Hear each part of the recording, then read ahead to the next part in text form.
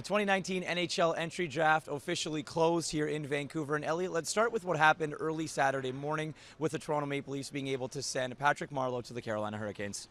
Well, first of all, we were a little bored on Friday. They made up for it on Saturday. There was definitely some good stuff, and this was one of them. And it was interesting, about 24 hours after Kyle Dubas said that Marleau might start next season as a Maple Leaf, then on Friday night we started hearing on rumblings that they were working on something. And they got him to Carolina, and I don't think he's staying there. I know the Hurricanes, the party line is they're trying to convince him to play.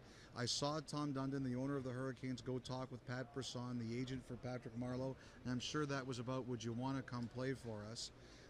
But I don't think it's going to happen. I think the reason that Patrick Marleau waived his no-move clause to go to Carolina was with the understanding that he would be bought out and he will be free to sign anywhere, and we expect that'll be San Jose for a low number. But I think that's kind of where we are right now, and that it opens up Toronto's situation. They've got an extension now with Janssen. They've got an extension now with Kapanen. They're not signed, but they're there, and that allows them to get some big business done. The New Jersey Devils had a pretty good weekend as well, drafting Jack Hughes first overall and then being able to acquire PK Subban.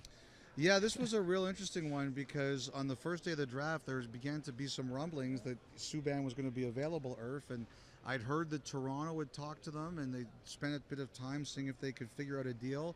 I know that Vancouver has kind of denied their interest in Subban, and I think part of that is, A, we don't want to tip our hand, and B, part of it is you don't want craziness of the potential of a deal, but I think they were in there.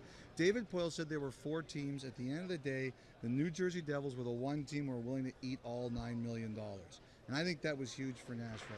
We're all expecting Nashville to take a big run at Matt Duchene.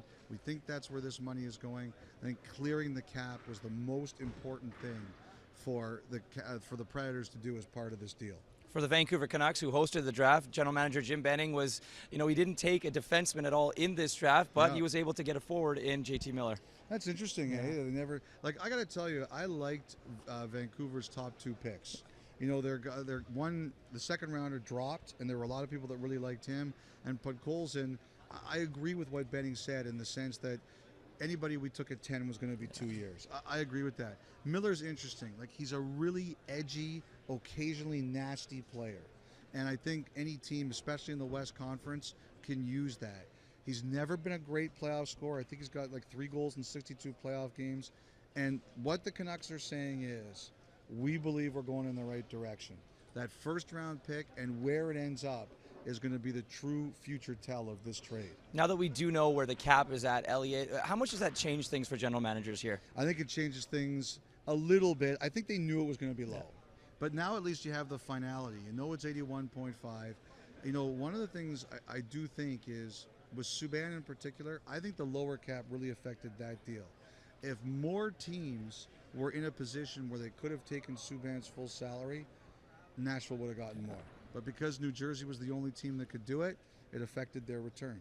Thanks very much for this, Elliotte. Next up, free agency on July 1st. Irf's always got the great suits.